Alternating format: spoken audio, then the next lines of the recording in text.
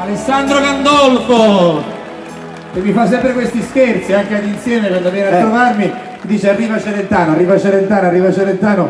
Per chiudere questo tuo intervento, Alessandro, da che cosa potremmo ricominciare? Allora, io approfitto stasera della mia collaboratrice Laura, che tra l'altro facciamo un applauso a Laura. Brava Laura. Grazie. Lei non fa la ballerina, fa la giornalista, lei fa la giornalista, pubblicista, la cantante, la ballerina, tutte cose. Lei ogni tanto ha il compito di presentare e intervistare il capo dei capi. Avete visto quel capo dei capi? Vi lasciamo, Alessandro Gandolfo. Io che dire, lo annuncio, ci dovrebbe essere anche una sigletta di sottofondo per il capo dei capi.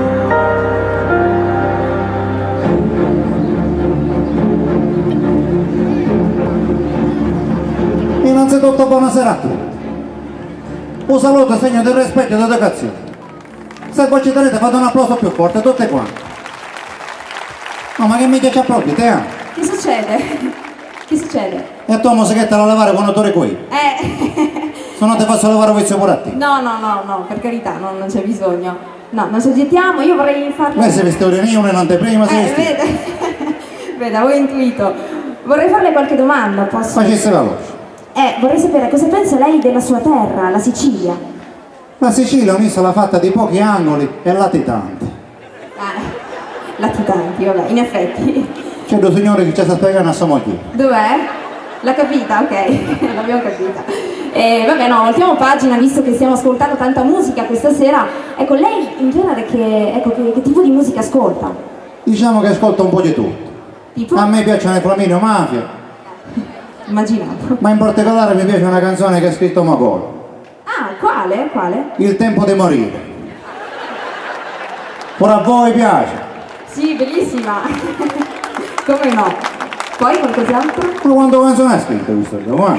È là, Poi mi piace una canzone di Gianna Nannini. Quale? Fotoromanzo. Ah, come mai fotoromanzo? Perché a un certo punto dice quest'amore è una camera a gas. Quest'amore è una bomba all'hotel. Sì, un gelato al veleno forse. Chissà, Gianna Nannini è una coraggiosa perché dice ti telefono no, non vuole telefonare perché ha capito che una telefonata allunga la vita e gli altri vita non vuole allungare a nulla. Vabbè. Abbiamo capito il concetto, non si agiti, questa è una bella serata. Invece no, vabbè, parliamo di sport. Ecco, lei è uno sportivo, che fa? Una volta seguivo lo sci. Ah, un gran bello sport, come mai proprio lo sci? Perché c'era uno che vinceva sempre e non parlava mai. Chi? Lo chiamavano Alberto Tomba.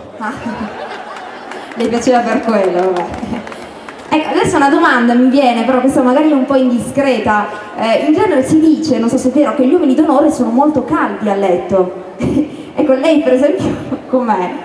Tipo che intimo indossa? Questa è una domanda un poco riservata, ma ci voglio dare una risposta. Ah, ok. Io come intimo porto le mutande di pizzo, la canottiera di pizzo, perché il pizzo non deve mancare mai, anche nei momenti più intimi. Certo, immaginavo. Infatti in vacanza vado a Pizzo Calabro.